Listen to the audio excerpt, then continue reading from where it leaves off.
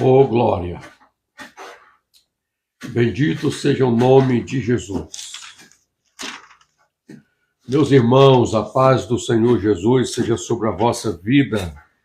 Estivemos ausentes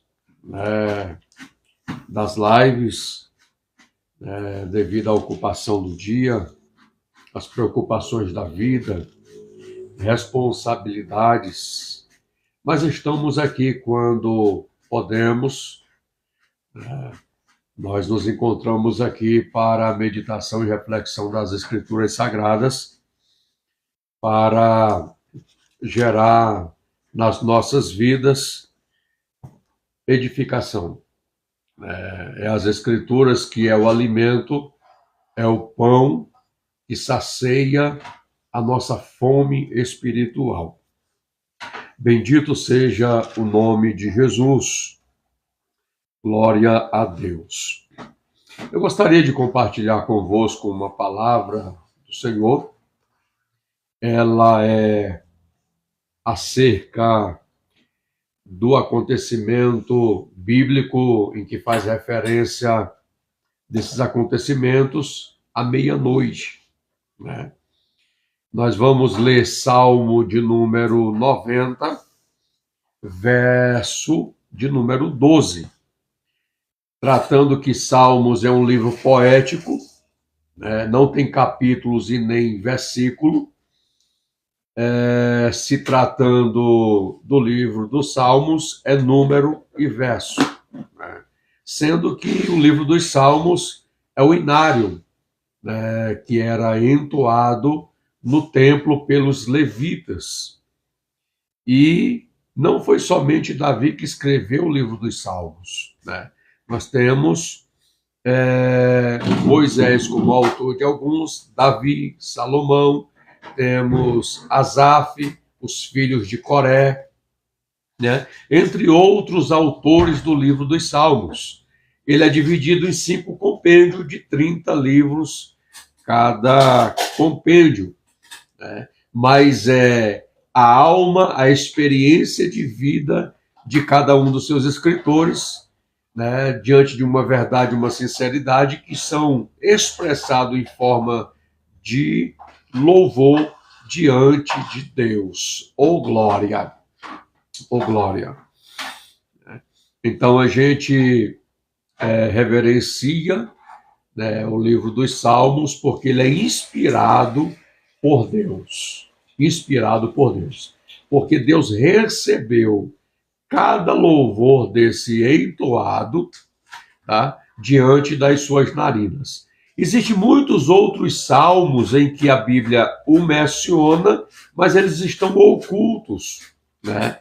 Um dos salmos é aquele que foi entoado na inauguração do templo por Salomão, né? Observe que Asaf e os demais que entoaram aquele louvor da inauguração, a Bíblia diz que a Shekinah, a presença de Deus, foi de uma forma tão forte na inauguração do templo, que os sacerdotes não podiam ministrar, né? E todos caíram por causa da presença e da glória de Deus que invadiu o templo. Oh, glória!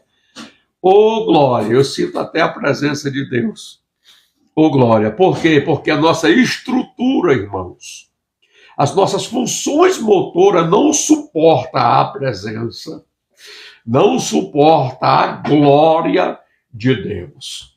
Eu vi alguém mencionando, né, em um estudo no Instagram, na rede social, dizendo que não há fundamento bíblico para cair. Não há da forma avacalhada como a gente vê nos nossos dias, né? Tá? Que diz que quem cai é possessão demoníaca. Não, irmãos, é porque as nossas estruturas não suportam a presença de Deus.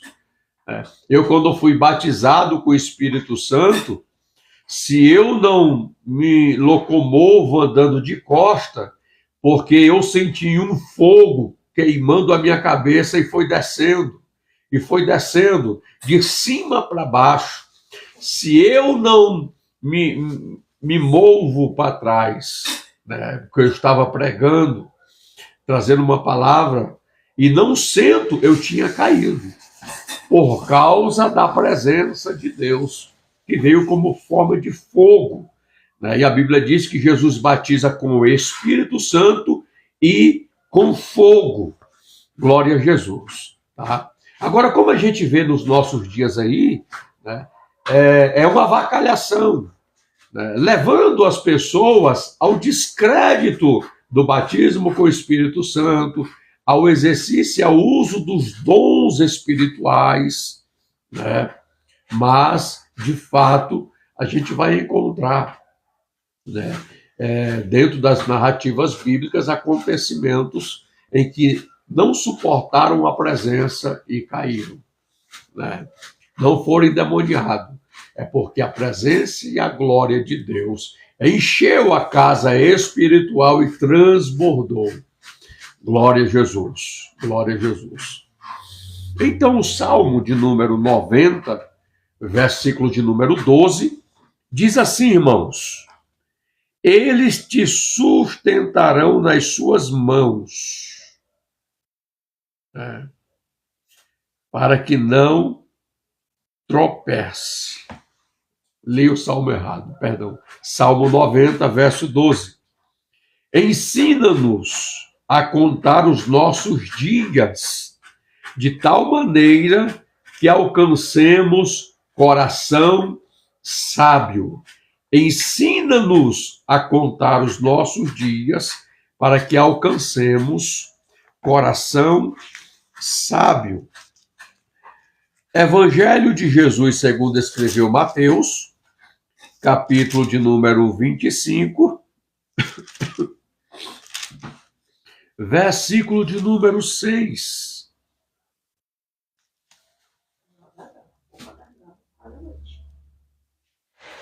É 25,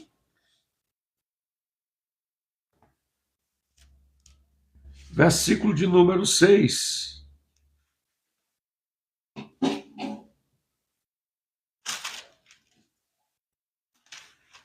Jesus amado, vocês acreditam que agora que eu estou descobrindo que a minha Bíblia não tem o capítulo 25 do Evangelho de Mateus? Não tem, irmãos. E agora que eu percebi,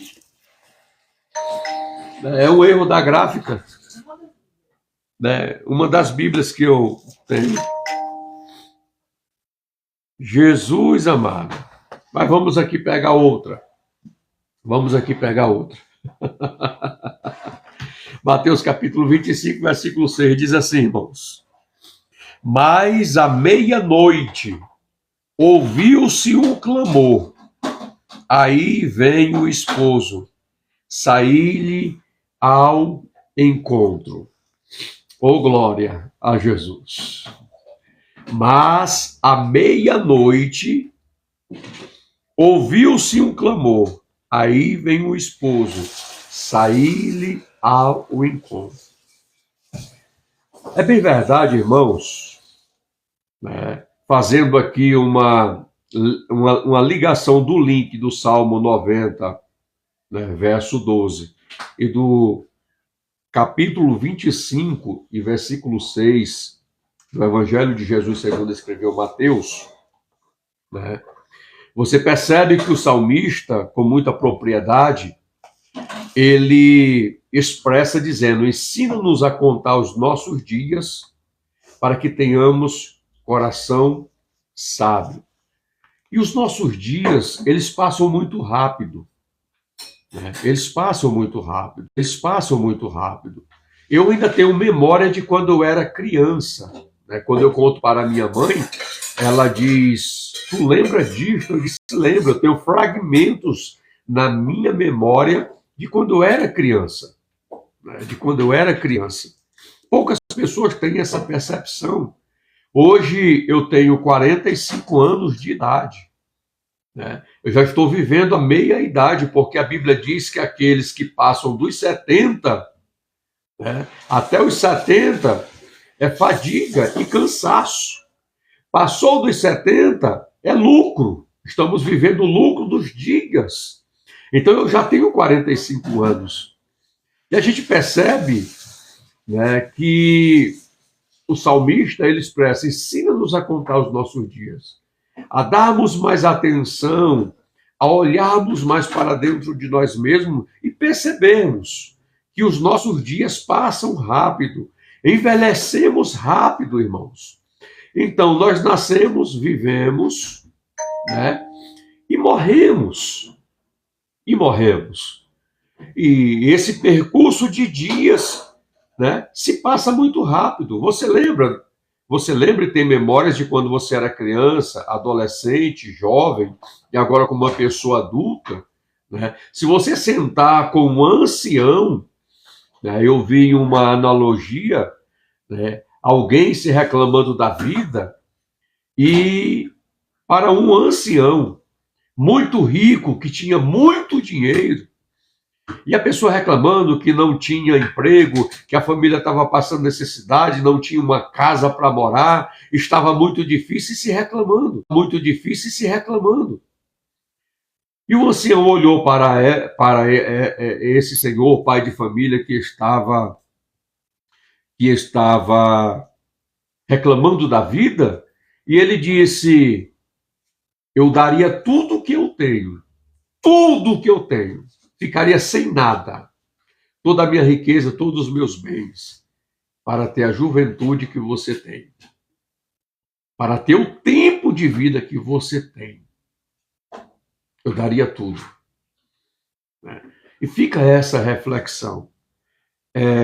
A labuta, as preocupações da vida, a busca, né, por oportunidades maiores, tiram de nós o foco de nós observarmos a nossa vida, né? Então fica essa reflexão para nós. Às vezes nós nos preocupamos com tantas coisas, nós gastamos o nosso tempo, gastamos a nossa saúde, né? E às vezes o que nós conquistamos na vida, se você der tudo que você conquistou na vida, não restaura a sua saúde, né? Não restaura a dor na sua coluna, né? Não restaura a debilidade na sua função motora. Então a gente precisa entender que o dom que Deus nos deu, que é o dom da vida, nós devemos agradecer, louvar a Deus, né? E dizer como o salmista: ensina-nos a contar os nossos dias, né? Por quê? Porque os dias se vão. Salomão diz, né, no livro de Provérbios, no livro de Eclesiastes, que os dias são passageiros, né, e tudo que há debaixo do sol são vaidades. Mas no livro de Provérbios ele diz que o princípio da sabedoria é temermos ao Senhor, né, e adquirirmos conhecimento do Senhor. Isso gera em nós temor e princípios para que nós possamos nos conduzir nesta vida. E é o que mais nós não nos esforçamos em buscar, mas é o que nós devemos buscar. Então o conhecimento, ele é libertador. É o conhecimento que nos faz crescer emocionalmente, espiritualmente e dentro da área financeira. É o conhecimento que buscamos, que colocamos em exercício na nossa vida, né? E a gente deve observar isso. Mas dentro dessas observações, eu vejo as pessoas nos nossos dias, né? Você vê muitos vídeos nas redes sociais, que é sobre o que quero falar diante dessa introdução que vos tratei, sobre vídeos, sobre os acontecimentos nos nossos dias em Israel, né? Em Israel, trazendo profecias bíblicas de Gog e Magog, né? Apontando os sinais da vinda de Jesus, mas não é esta a nossa preocupação, irmãos, não é, né? Porque a Bíblia diz que vai passar os céus e a terra, mas nenhuma vírgula, nem um tio da palavra de Deus vai se passar. Todas vão se cumprir. Não cai nenhum jota e nenhum tio. Todas vão se cumprir. De tudo que está escrito. E nós cristãos temos esta ciência, temos esta revelação na nossa vida. Jesus vai voltar, os homens crendo ou não, Jesus voltará para buscar a sua igreja. Para buscar a sua igreja. Agora, como devemos estar quando Jesus vir buscar a sua igreja? Porque eu tenho a mesma convicção que o apóstolo Paulo tem deixado nas suas narrativas dentro do campo escatológico e escriturístico, que quer vivamos, quer morramos, somos do Senhor. Né? Somos do Senhor. Então a gente precisa entender que a nossa vida já pertence ao Senhor. Né? Se eu partir hoje, eu parto com o Senhor. Porque se tenho a Bíblia como a única base e regra de fé da minha vida, e é ela que rege a minha vida, eu tenho convicção e certeza que Jesus morreu e ressuscitou para que eu tenha vida nele, por ele, para ele. Eu não temo mais a morte, porque a morte é uma passagem para eu me encontrar com Cristo nas regiões, nas regiões celestiais, nas mansões celestiais. Eu tenho esta convicção. A Bíblia diz que a palavra da cruz é loucura para os que perecem, mas para nós que somos salvos é o poder de Deus. Então entenda que a implicação da palavra, a ênfase da palavra é para nós que somos salvos. Temos esta convicção na nossa vida. Por quê? Porque a palavra de Deus declara, traz esta racionalidade. Eu compreendo o que a Bíblia diz. E ao compreender, traz esta convicção no meu coração. Esta convicção no meu coração. Então, o cristão que de fato teme ao Senhor, tem a base bíblica como referência da sua vida e é movido pelo Santo Espírito, irmãos, não teme a morte. Foi Policarpo, eu posso estar usando a referência da pessoa errada, mas que me veio à memória agora, né, que foi colocado numa fogueira, né, porque o imperador o proclamou a negar a Jesus e ao evangelho que pregava, né, e ele citou as mesmas palavras de Paulo, né, o viver para mim é Cristo e o morrer é lucro. O viver que agora vivo, eu vivo no Filho de Deus.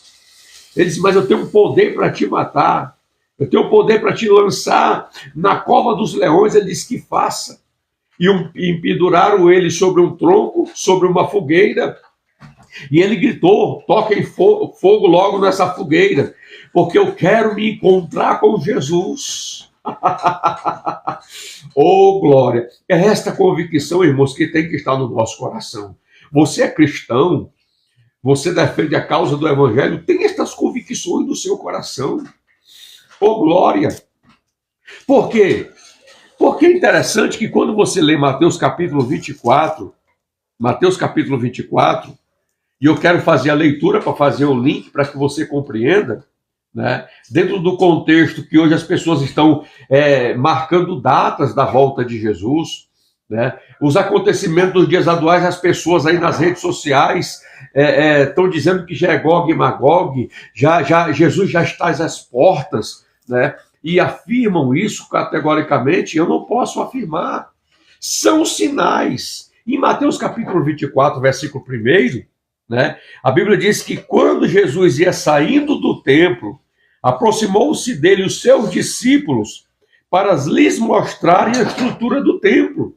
Né? Qual era a intenção aqui? Que templo magnífico, Senhor. Né? Mas não houve um templo mais magnífico do que aquele que Salomão construiu. Falo dos templos de tijolos. Jesus, porém, lhes disse: não vedes tudo isso? Em verdade vos digo que não ficará pedra sobre pedra que não seja derribado. E estando assentado no Monte das Oliveiras, chegaram-se a ele os seus discípulos em particular, dizendo: dize-nos quando serão estas coisas, e que sinal haverá da tua vinda e do fim do mundo? Olha a pergunta que os discípulos perguntam para Jesus. Você percebe que todo o capítulo de Mateus 24, Jesus começa a dizer-lhes e a responder a pergunta que eles fazem. Diz: acautelai-vos, que ninguém vos engane. Porque muitos virão em meu nome dizendo: eu sou o Cristo, e enganarão a muitos. E ouvireis de guerra, de rumores de guerras. Olhai, não vos assusteis. Olha o que Jesus está declarando. Não vos assustei com essas coisas. E nós vemos no nosso dia muito cristão assustado, espantado. Não, irmãos. Por que eu vou me assustar com essas coisas, vou me espantar com essas coisas? Jesus já deixou escrito nas Escrituras. Eu já tenho ciência desses acontecimentos pela revelação bíblica. Não vos assustei, porque é mistério que tudo isso aconteça, mas não é o fim. Então Jesus traça aqui os acontecimentos, os sinais, né, que vão suceder-se à sua vinda. Né? Ele fala: vão entregar vocês para seres atormentados, matar-vos-ão, sereis odiados de todas as nações por causa do meu nome. Né? Nesse tempo, muitos serão escandalizados, trair-se-ão mutuamente uns aos outros, e uns aos outros se odiarão. E surgirão muitos falsos profetas, enganarão a muitos. E por se multiplicar a iniquidade, o amor de muitos se esfriará. Mas aquele que perseverar até o fim será salvo. E este evangelho do reino serão pregados em todo o mundo e testemunha a todas as nações. Então virá o fim. O fim aqui não é do mundo. O fim aqui é da dispensação da graça, porque eu sou dispensacionalista. Eu acredito nas dispensações bíblicas. Né? O fim aqui está trazendo, tá, a conotação do arrebatamento, tá, da eminência, do soar da trombeta de Deus para vir buscar a igreja. É o que Paulo escreve aos Tessalonicenses, é o que Paulo escreve aos primeiros Coríntios. Né? O nosso corpo mortal será transformado num corpo imortal. Aquilo que é corruptível se transformará num corpo incorruptível. Né? Porque aqueles que morreram em Cristo ressuscitarão primeiro. Depois nós que estamos vivos seremos transformados e levados ao encontro do Senhor nos ares. Nos ares. Então seremos conduzidos. E aqui, no versículo 14 do capítulo 24, está falando, exatamente fundamentando o arrebatamento da igreja. Mas observe que quando o discípulo faz a pergunta para Jesus, né, Jesus ele fala dos sinais da vinda. No versículo 14, Jesus está dizendo: o evangelho está sendo pregado. O evangelho, ele está sendo transmitido, tá, em todo mundo, em testemunha a todas as nações. Este aqui é o papel da igreja, de você que Jesus levantou para ser pregador do evangelho, para ser um alcançador e ganhador de almas, porque o propósito fundamental da igreja, da eclésia de Cristo, é pregar o evangelho e ensinar as nações, batizando-as em nome do Pai, do Filho e do Espírito Santo. Se a igreja não cumprir esses dois papéis, ela está errando o alvo, ela está fora do propósito e ela não está fazendo a vontade de Deus, tá? Inserida na morte e na ressurreição de Jesus. Tá? Então observe que quando você lê Atos, capítulo de número 1, tá? Atos capítulo 1, tá? E versículo de número 6, tá? Versículo 6 diz assim: aqueles, pois, que haviam se reunido, perguntaram-lhe, dizendo: Senhor, restaurarás tu, nesse tempo, o reino a Israel? Né? Então, observe que o discípulo faz uma pergunta a Jesus, logo após, dentro dos períodos de 40 dias que Jesus estava com os discípulos. Eu quero chamar a sua atenção, tá, a esta indagação. Tá? É nesse tempo, Senhor, que tu restaurarás o reino a Israel? A preocupação dos discípulos é saber o tempo e a estação em que o Senhor restauraria o reino a Israel. Né? Jesus disse: não pertence a vocês saber os tempos ou as estações que o Pai estabeleceu pelo seu próprio poder, mas vocês vão receber poder, a virtude do Espírito Santo que há de vir sobre vocês, e ser-me-eis testemunhas, Jerusalém, Judéia, Samaria e até os confins da terra. Então observe aqui que Jesus disse: não cabe a vocês saber o tempo e as estações. Né? Eu já mostrei para vocês os sinais, mas não é a estes sinais que vocês devem estar preocupados. Tá? Não é o tempo e as estações, tá? Que o Pai estabeleceu pelo seu próprio poder que vocês devem estar preocupados, né? Acerca da restauração de Israel. O que vocês devem estar preocupados é que vocês vão receber poder, a virtude do Espírito, para serem as minhas testemunhas, para que aquilo que eu já vos ordenei, para ir e pregar o evangelho a toda criatura, quem crer e for batizado será salvo, porém quem não crer será condenado. Tá? É que vocês devem se preocupar. Com isso, eu quero que você compreenda, você que está me ouvindo nessa live, está compartilhando essa live, né? Entenda que a minha preocupação, irmãos, é pregar o evangelho. A minha preocupação é buscar conhecimento da palavra de Deus para que eu possa responder a qualquer pessoa que vir me indagar acerca da minha fé em Cristo Jesus. Levantar a bandeira do evangelho. Porque o propósito maior das nossas vidas é alcançar o reino de Deus. A minha maior preocupação, e agora eu quero entrar no texto de Mateus capítulo 25, nos versículos que lemos, a minha maior preocupação é eu estar preparado para a eminência da vinda de Jesus. É eu estar preparado caso eu parta para a eternidade hoje, agora. Porque nenhum ser humano sabe o dia da sua partida. Nenhum ser humano sabe. Amigos meus, homens de Deus, mulheres de Deus, cheias do Espírito Santo, de repente, partiram. Partiram para a eternidade. A pergunta que eu deixo aqui é: você está preparado? Você está preparado para a eminência da vinda de Jesus?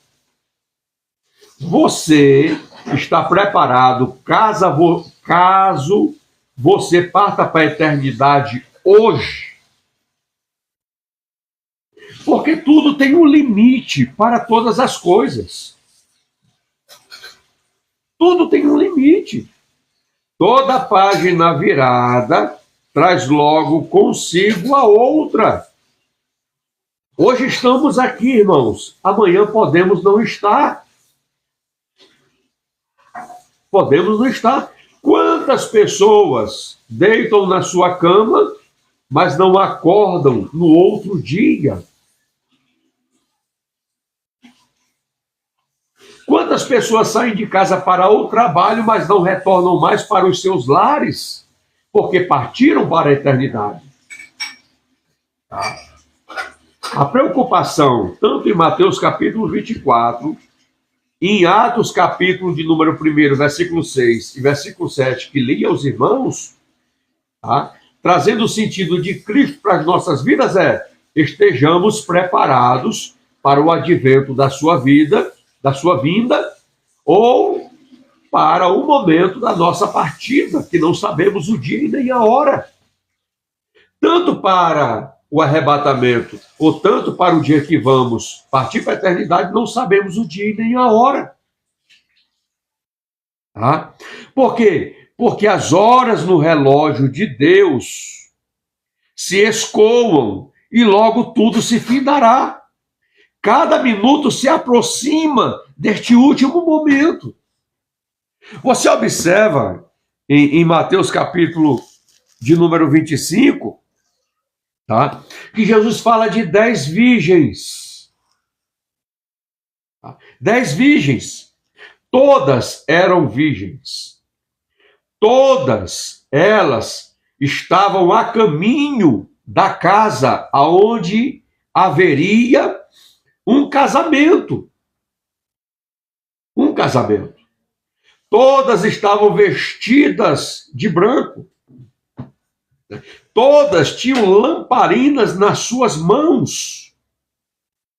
Mas você vai observar dentro do texto que a Bíblia traz o sentido que 5 eram prudentes e 5 eram nécias. 5 tinham azeites nas suas lamparinas e 5 estavam com as lamparinas vazias.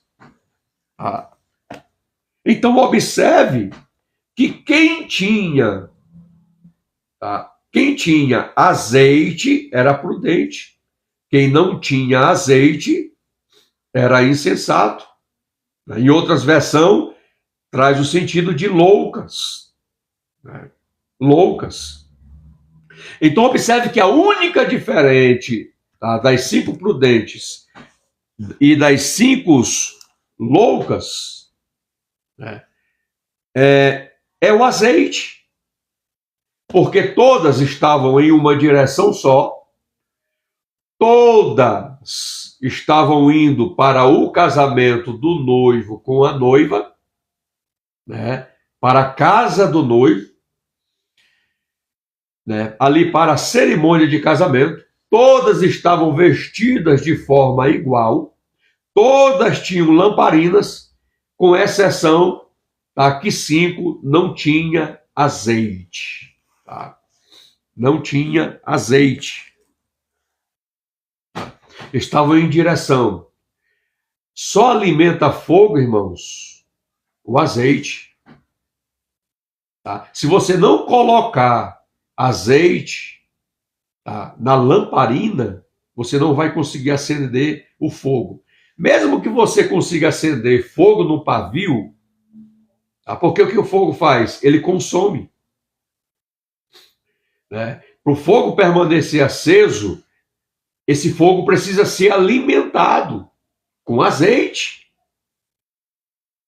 O que alimenta o fogo de Deus, do Espírito Santo na nossa vida, é o azeite.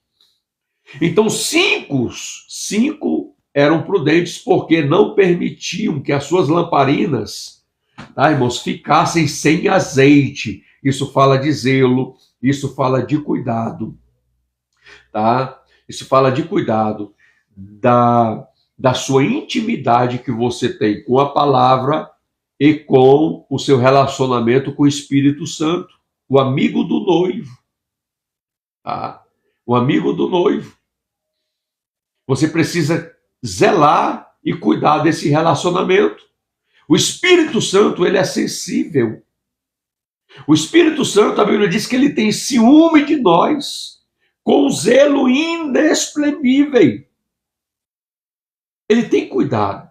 Eu te pergunto, meu irmão, minha irmã, você tem cuidado desse relacionamento, dessa sua intimidade que você tem com o Espírito Santo? Porque a Bíblia diz: não entristeçais o Espírito Santo, nos quais foste selado para o dia da redenção. A Bíblia diz: não apagueis o Espírito. Em 1 Tessalonicenses, capítulo 5, você pode ler o capítulo que você vai encontrar. Em outras versões diz: não extingueis, né, o Espírito. A Bíblia diz: não vos embriagueis com vinho em que há contenda. A conotação ali é dissensão, é ódio, é amargura, tá? É raiz de amargura, tá?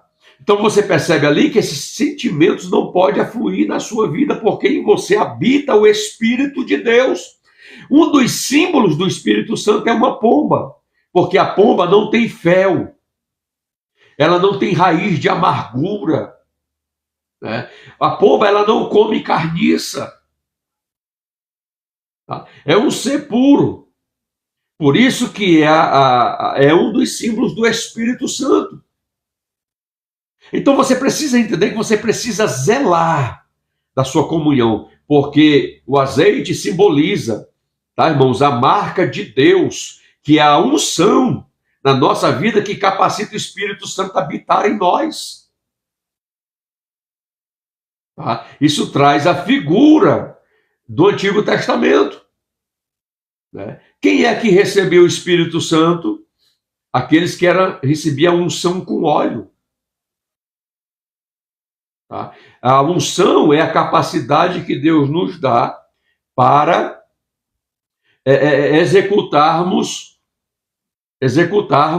dentro daquilo que Ele nos separa para fazermos na sua obra. Agora, a virtude, ela é proporcionada pela nossa comunhão com o Espírito Santo. Então, cinco não zelavam pela sua vida espiritual, e 5 zelavam pela sua vida espiritual. Estavam caminhando para o mesmo propósito. Eu quero te perguntar, como está o seu relacionamento com o Espírito Santo? Porque quem vai nos dar sensibilidade para ouvirmos o toque da trombeta é o Espírito Santo. O mundo não ouvirá. Só quem vai ouvir o soar da trombeta de Deus. Eita, e quem vai tocar essa trombeta, irmãos, é o arcanjo. Oh, glória! Só quem vai ouvir é os que estão em Cristo, que zelam pela sua comunhão com o Espírito de Deus. Oh, glória! É o Espírito Santo que traduz os nossos sentimentos, as nossas emoções, as nossas dores e leva a Cristo diante de Deus. Ele intercede por nós com gemidos inexprimíveis. Oh, glória! Bendito seja o nome do Senhor. Como está o azeite de Deus na sua vida? Faz quanto tempo que você não sente mais a presença do Espírito Santo? Faz quanto tempo que você sente uma tristeza, uma angústia no teu coração? Isso pode ser a ausência do Espírito Santo na sua vida por algo que você falou, por algo que você comentou fora de contexto acerca de alguém. Porque da mesma forma que o Espírito Santo tem ciúme da minha vida, tem da sua. Por isso a Bíblia vai nos exortar a não falarmos mal uns dos outros. É por isso que a Bíblia vai nos exortar a nos exortarmos uns aos outros. Aí exortar não é falar mal, exortar é gerar ânimo, é gerar alegria, é gerar despertamento. A Bíblia vai exortar nós a orarmos uns pelos outros, a chorarmos uns com os outros. E isso alegra o Espírito Santo quando assim exercemos no nosso relacionamento cristão. Bendito seja o nome do Senhor. Bendito seja o nome do Senhor.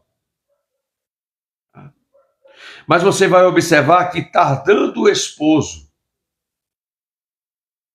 né? Aí existe um versículo bíblico que diz assim: não tardando a sua promessa.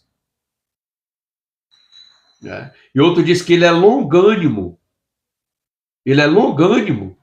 Por quê? Porque ele não quer que ninguém se perca, mas que todos cheguem ao pleno conhecimento da verdade. Mas tardando o esposo, né? Tosquenejaram todas e adormeceram. Observe, tá? Que o esposo se atrasou para o casamento. Tá? E você observa que quem está no altar, tá? Quem está no altar na nossa cultura, tá? É o esposo que aguarda a noiva. Mas nesse contexto, é a esposa que aguarda o noivo. Né? O noivo fica no altar, aguardando a noiva. E todas se atrasam, né? Então observe que o contexto é o mesmo, só inverte os papéis.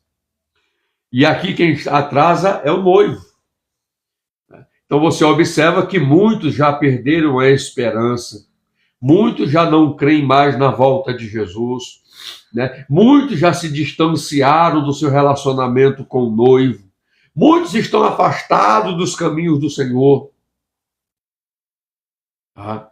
Mas observem que quando, né, aproximadamente à meia-noite, ouviu-se o arauto clamando e dizendo: aí vem o esposo, saí-lhe ao encontro.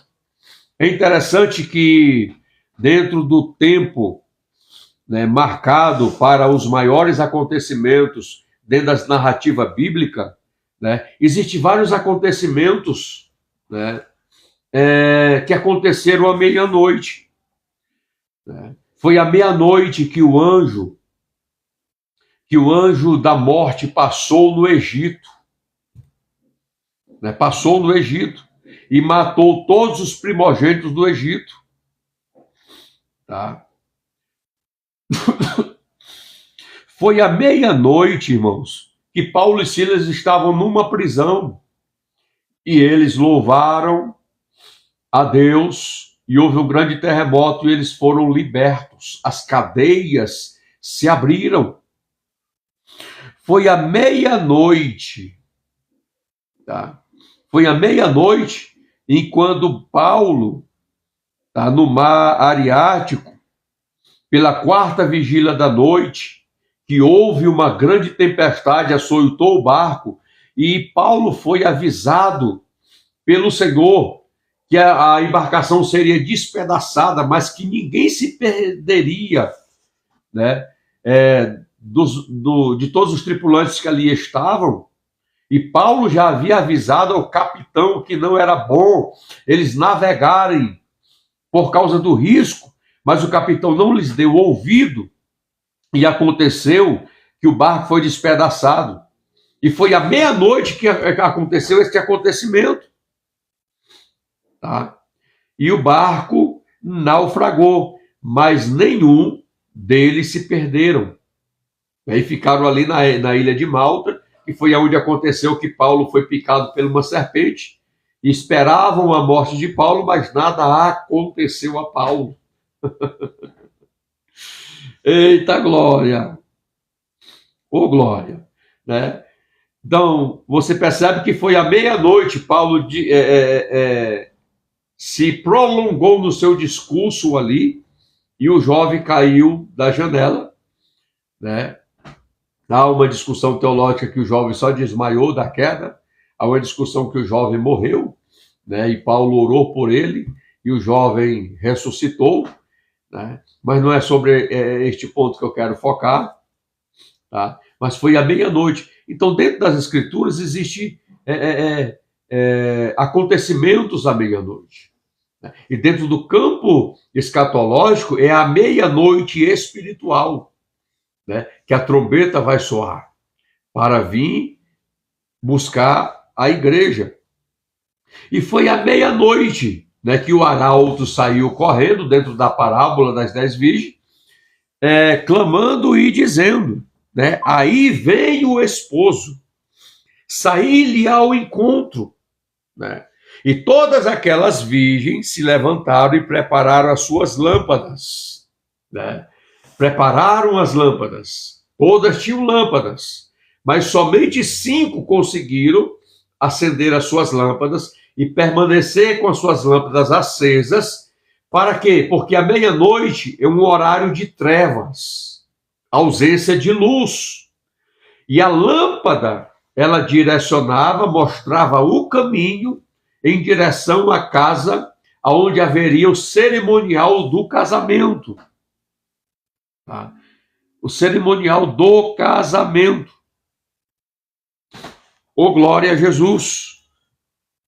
Então, observe, tá? Que todas aquelas virgens se levantaram e prepararam as suas lâmpadas. Prepararam as suas lâmpadas.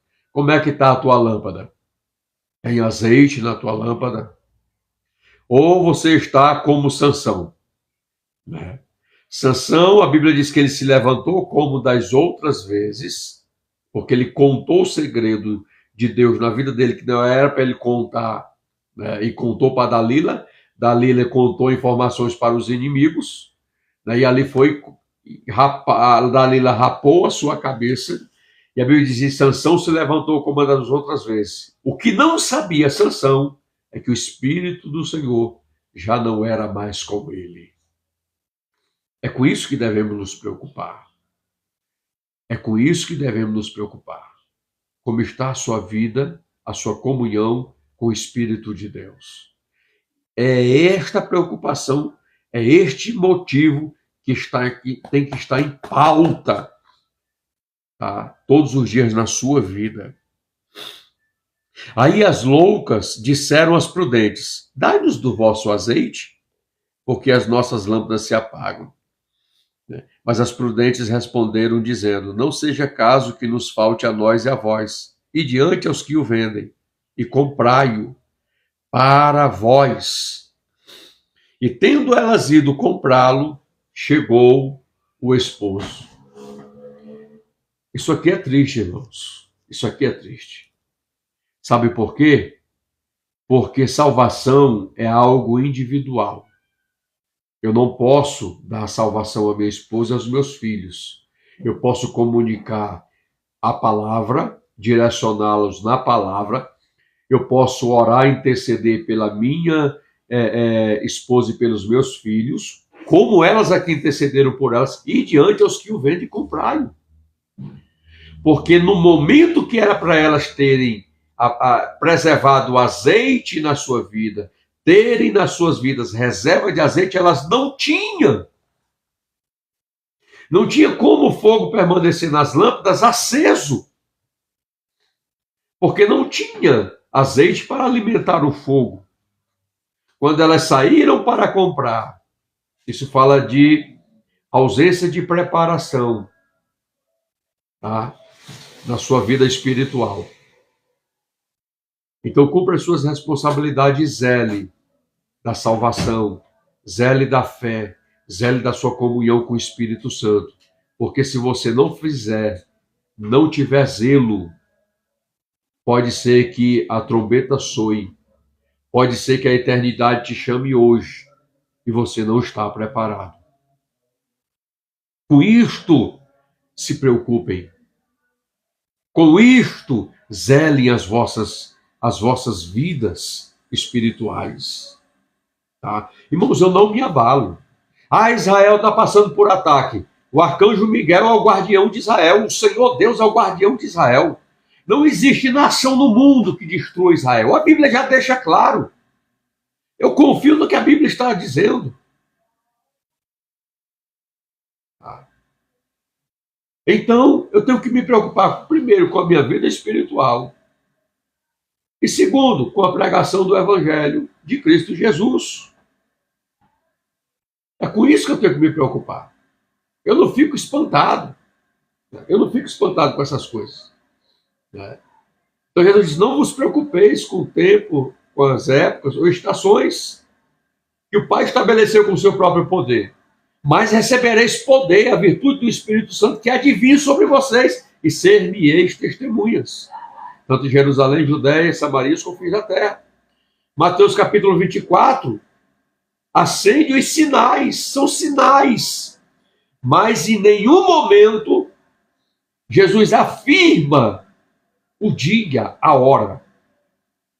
Por quê? Porque as exortações bíblicas é vigiai e orai, para que não entreis em tentação. Na verdade, o espírito está pronto, mas a carne é fraca.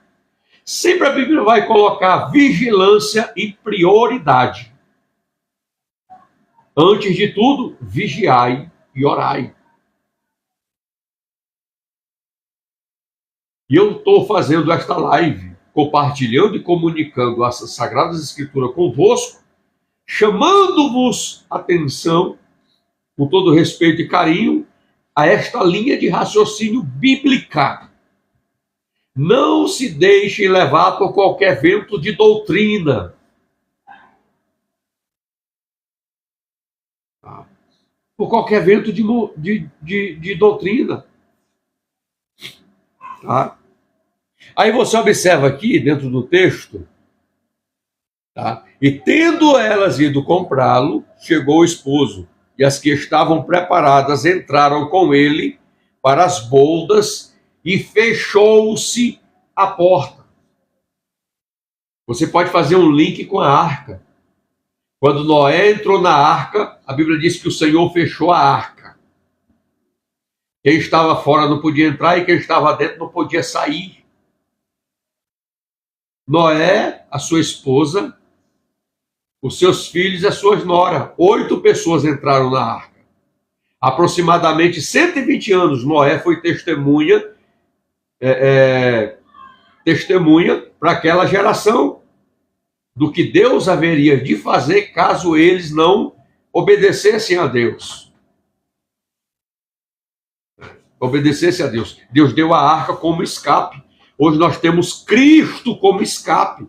Mas os homens amam mais o pecado, as trevas, do que a luz, que é Cristo Jesus. Não querem entrar na arca, que é Cristo. Aqui a Bíblia diz que elas acenderam as suas cadeias, o noivo viu quem era, e disse: entrai. Da porteira, as 5 loucas, insensatas, quando o noivo pediu para que elas acendessem as candeias, como é que acende? Como é que o fogo permanece sem azeite na vida?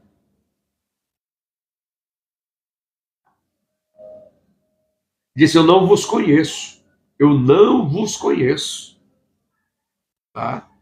Então você observa no versículo 11. E depois chegaram também as outras virgens dizendo: Senhor, abre-nos a porta.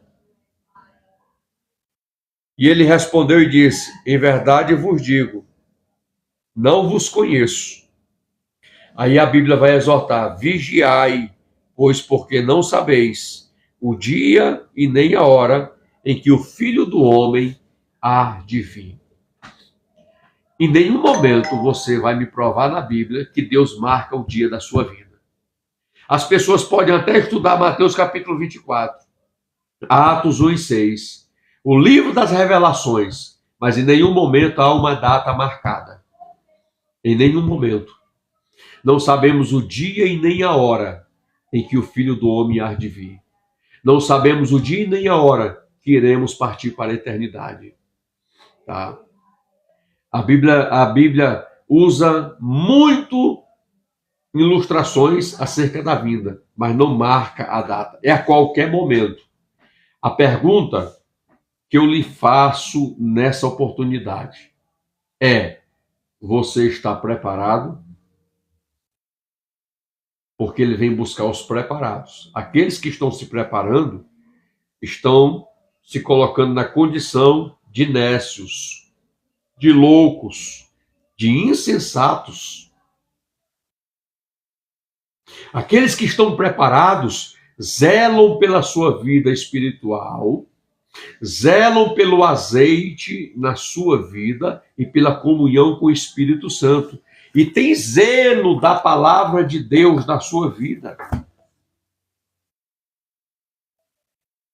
Tá? E eu quero falar para vocês, a última meia-noite, que a última meia-noite aqui traz o sentido, tá, irmãos? Tá? Traz o sentido da volta de Jesus, do nosso encontro com Jesus, da nossa partida para a eternidade, tá? Pode ser o fim do choro e o começo da alegria. No mundo tereis aflições, mas tende bom ânimo. Jesus disse: eu venci o mundo. Eu venci a natureza da carne. Eu venci o pecado. Oh, glória! Pode ser o fim da luta, momento da bênção. Pode ser o fim da escravidão, o início da liberdade. Tá? Pode ser o esquecimento das feridas e o momento de regozijo. Tá? Para o mundo, irmãos, depois da meia-noite, haverá choro e desespero, porque será o início da grande tribulação. E logo após será o juízo final. Mas para aqueles que estão em Cristo Jesus, serão o recebimento das suas obras através do recebimento dos galardões. Para a igreja pode ser a ceia. Jesus disse, que não tomaria do fruto da vide até que nós estivéssemos com ele no reino e na glória. Quando Jesus celebrou a ceia com seus discípulos, depois do julgamento das obras, que é o tribunal de Cristo, será as bodas do Cordeiro. As bodas do Cordeiro, aonde o Senhor Jesus servirá a noiva. Ali nós sentaremos na mesa, teremos comunhão com ele, Apocalipse 13:20. Se alguém ouvir a minha voz, cearei com ele e ele comigo. Oh, glória a Jesus! Bendito seja o nome do Senhor. Eu quero deixar esta palavra ao seu coração, esta reflexão ao seu coração. Tá? Esta reflexão ao seu coração. Então entenda que a primeira pergunta do discípulo em Mateus 24, tá? Jesus responde. A pergunta do discípulo: dize-nos quando serão estas coisas e que sinal haverá da tua vinda e do fim do mundo. Jesus responde: mostra os sinais da sua vida. Mostra os sinais que acontecerão em todo o mundo, que prefigura a sua vinda.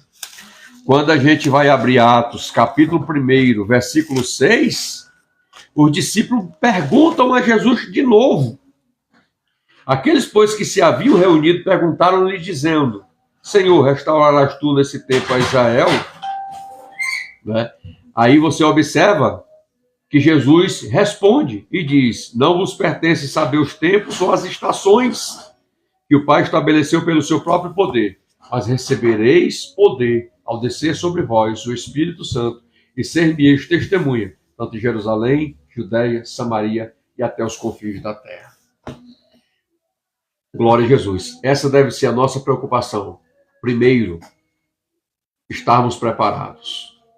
Isso indica comunhão com a palavra, comunhão com o Espírito Santo, zelar pelos tesouros espirituais que Jesus nos entregou, andarmos com Cristo e permanecermos em Cristo Jesus, e cumprindo a obrigação de pregar o evangelho do reino a toda criatura.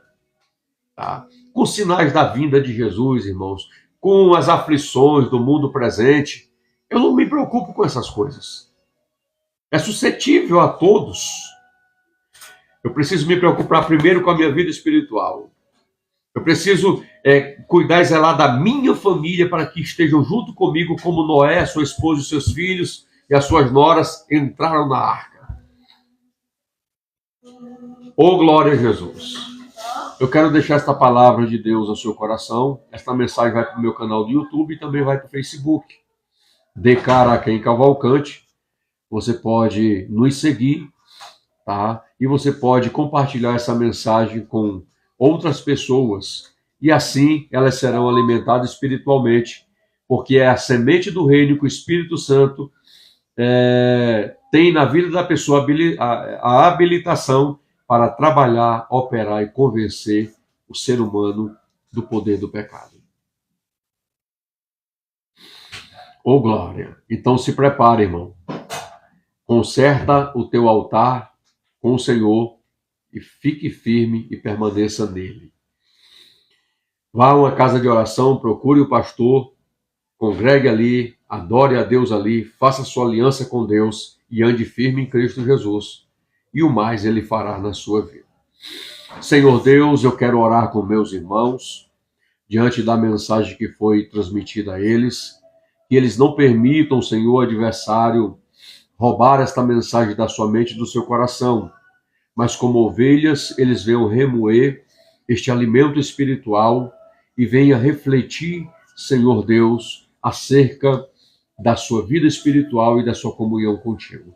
Em o nome de Jesus eu te peço e te agradeço, Senhor.